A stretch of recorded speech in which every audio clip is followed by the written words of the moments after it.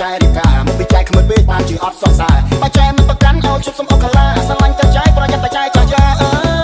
យប្រយ័ត្នតែចែចាស់យ៉ាអេអ្នកកុំខ្មិតពេកណា